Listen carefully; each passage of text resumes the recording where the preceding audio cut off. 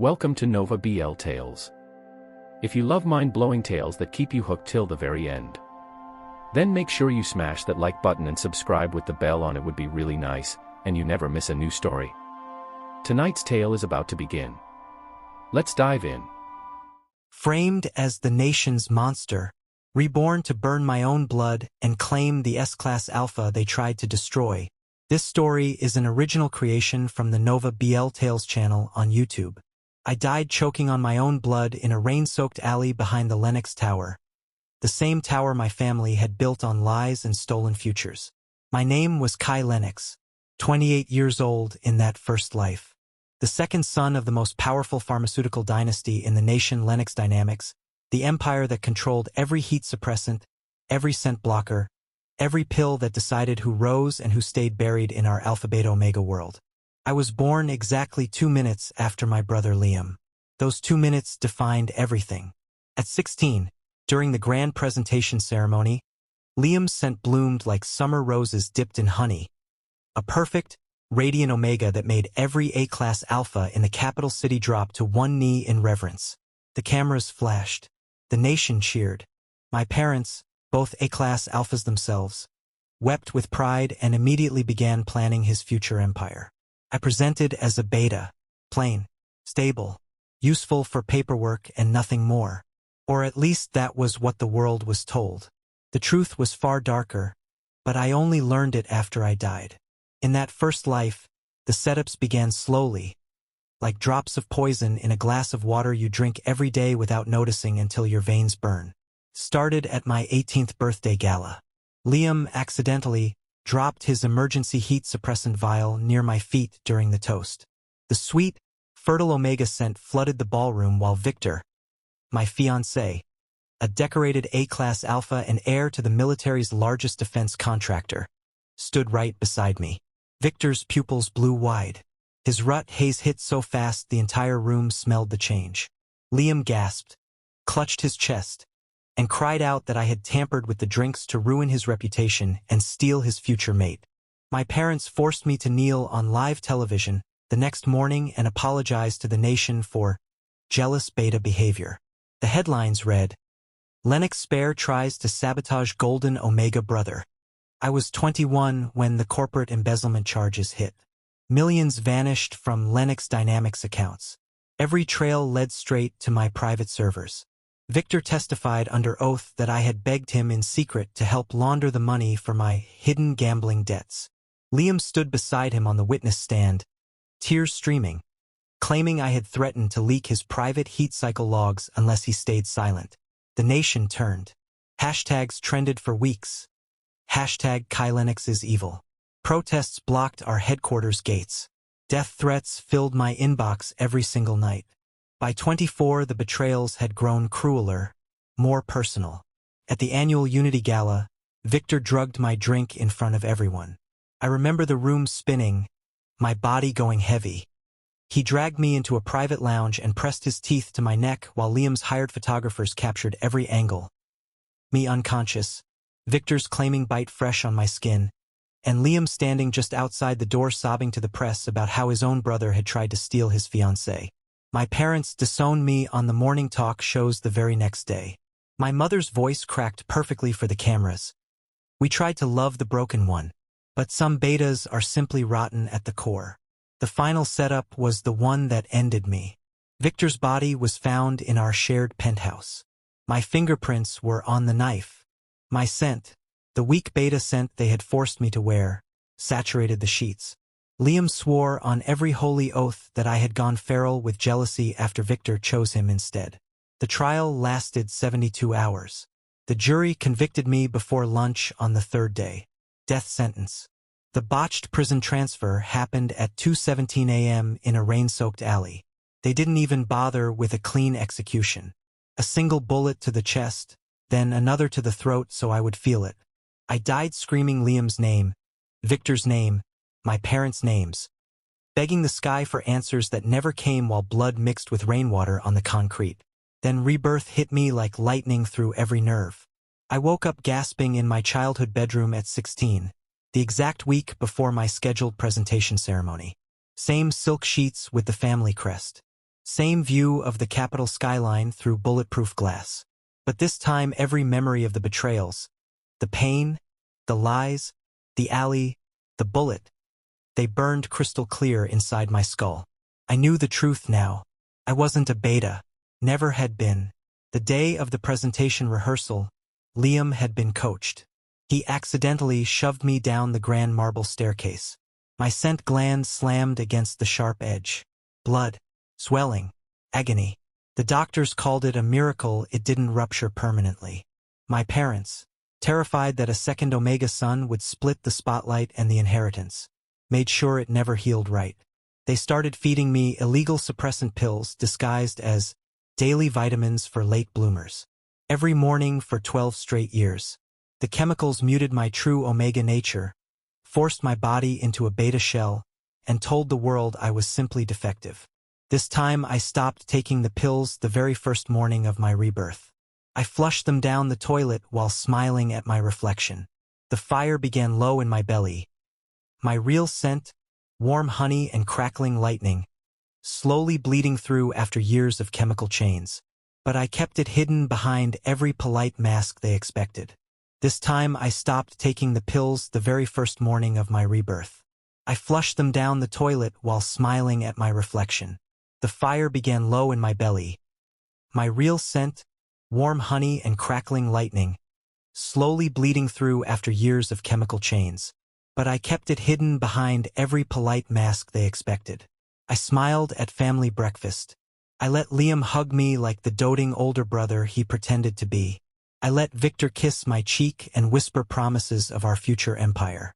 I let my parents praise their perfect radiant Omega son, while patting my head like a loyal, harmless dog. And then I began to hunt. The first person I needed was not blood. It was Zane Voss, S-Class Alpha, former military legend, the man my family had destroyed 3 years earlier. My brother Liam had framed him for attempted forced marking during a joint defense training exercise. They had pumped Liam full of synthetic pheromones that mimicked a distressed Omega in desperate heat, then staged the scene so Zane's overwhelming natural S-Class sent overpowered every sensor in the room. Security footage mysteriously vanished. Zane lost his rank, his contracts, and his reputation in a single afternoon. Now he survived in the Undercity shadows, running a hidden logistics empire that moved everything the elite didn't want traced. I found him at midnight in a dimly lit warehouse district, surrounded by steel crates and silent armed guards. 6'5" of pure coiled power. Obsidian hair tied back. Storm gray eyes that could make lesser alphas bare their throats with one glance. His scent hit me through the rain, dark cedar, thunder, and raw untamed strength. And for the first time since rebirth my suppressed gland throbbed in recognition. I stepped into the light and said the words I had rehearsed for weeks. I know exactly who framed you, Commander Voss. It wasn't bad luck. It was my brother Liam and my parents. And I am going to help you burn every single one of them to the ground. In exchange, partner with me. Build something they will never control again. Zane stared at me for a long, dangerous minute. His nostrils flared, tasting the faint crackle of my hidden scent beneath the last traces of suppressants. Then that slow, lethal smile curved his lips. Deal, little beta. But if this is another Lennox trap, I will mark you myself and make sure the entire nation watches it happen. Our partnership began that night and became something the world had never seen. We moved like shadows for the first 3 months. I played the perfect spare son in public, attending every gala, every board meeting, every family dinner with the same empty smile. Behind the scenes we built Voss Lennox logistics in complete secrecy using offshore accounts and Zane's underground contacts. The first strike was surgical and beautiful. Liam's annual Charity Heat Awareness Gala was the biggest event of the season. I made sure the synthetic pheromone amplifiers my parents had been buying for him since he was 14 were swapped with a special batch Zane's chemists had prepared. The same formula but with a delayed public trigger. When Liam took the stage to give his perfect speech about Omega rights, the amplifiers backfired on live television. His scent turned chaotic, aggressive, and the entire ballroom watched the Golden Omega Heir convulse and beg in front of cameras as his carefully crafted image shattered. The nation that once pitted him now saw the monster wearing rose-scented perfume. Hashtag Lennox Omega exposed trended worldwide within minutes. Victor was next, and his fall was even more poetic. Using shell companies I had quietly funded since rebirth, we orchestrated a hostile takeover of every defense contract his family held. When Victor tried to retaliate by leaking the old Kai is unstable files to the press, we released something far worse. Unedited security footage from our engagement days showing him and Liam laughing together in a private lounge, toasting with champagne while they discussed exactly how easy it was to drug the defective beta spare. The military stripped his rank on live broadcast. He came to me in private that night, falling to his knees in the rain outside my new hidden office, begging for mercy. I simply looked down at him and said, "You taught me how to kneel once. Now you learn what it feels like forever." Then I walked away and let the cameras catch every second of his humiliation. My parents were the masterpiece of revenge. Slow, layered, and impossible to escape.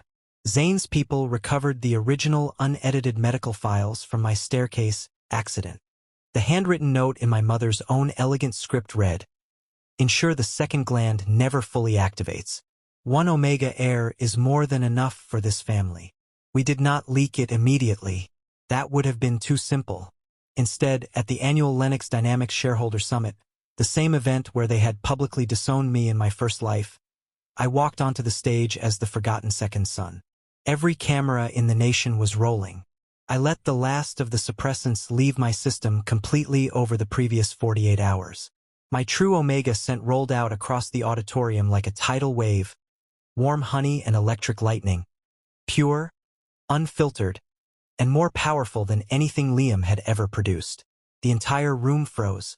Alphas growled involuntarily.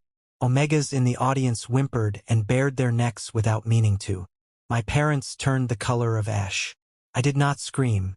I did not cry. I simply played the original hospital footage of my gland injury, followed by the pharmacy logs of every illegal pill forced down my throat for 12 years. Then I spoke, voice calm and carrying to every microphone. "You did not raise a beta. You buried an Omega because you feared sharing power. The nation once called me evil for crimes you orchestrated. Today I return every stolen year. Your empire ends here." The stock price did not just drop, it collapsed. Government regulators opened the largest investigation in history into illegal Omega suppression, a crime that carried automatic asset seizure. My parents' empire was dismantled piece by piece in public auctions.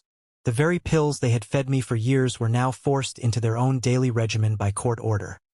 A poetic justice that left them both scentless and broken in front of the same cameras that once praised them. Through every single step of the revenge, Zane Voss stood at my side like a storm I had learned to command. He never once treated me like the broken beta the world had labeled.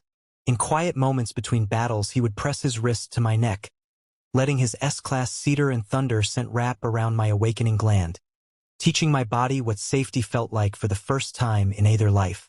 The night my first true heat finally broke free 3 months into our partnership, I woke drenched and trembling in his secure safe house. He did not claim me like a conqueror. He held me through every wave, murmuring promises against my skin, letting our scents entwine until the pain melted into something deeper and unbreakable. We moved together slow and perfect, his presence locking us in rhythm, while I whispered his name like a vow I had waited 2 lifetimes to speak. No force, no betrayal. Only 2 souls who had both been framed by the same poison finally choosing each other. The final chapter arrived on the rooftop of our newly merged 92-story headquarters, Voss Lennox Logistics, the titan that now controlled every supply chain the old families had once owned. The city lights glittered below us like stars we had stolen back from the sky. My parents' empire was ash. Liam sat in protective custody awaiting trial. Victor had fled the country in disgrace. The same nation that once branded me monster now called me the Omega who refused to stay buried. Zane pulled me against his chest, one large hand resting gently over the fresh claiming bite he had placed on my healed gland the week before, the mark that had finally closed perfectly under his care. "You were never broken, Kai," he said, voice low and rough with something like awe. They simply could not stand how powerful you were always meant to become. I laughed softly, turning in his arms until our foreheads touched. And you, the S-Class Alpha they tried to cage forever. Look at us now, partner. Look at what we built from the ruins they left. He kissed me then, slow, deep, and claiming, the kind of kiss that rewrote every painful chapter of both our lives. Below us, the city roared in celebration for the new power couple, the Reborn Omega and the Alpha who had refused to let the world break either of us. I died once as the nation's villain. This time I lived as the ruler who chose his own destiny, partnered, claimed, and unbreakable beside the only Alpha whose scent had ever felt like coming home. This story is an original creation from the Nova BL Tales channel on YouTube. And every night, when Zane's arms locked around me and his voice rumbled against my skin the words, "Mine across every lifetime," I knew the revenge was complete, not because they suffered, but because we rose, together, higher than they had ever dared to dream.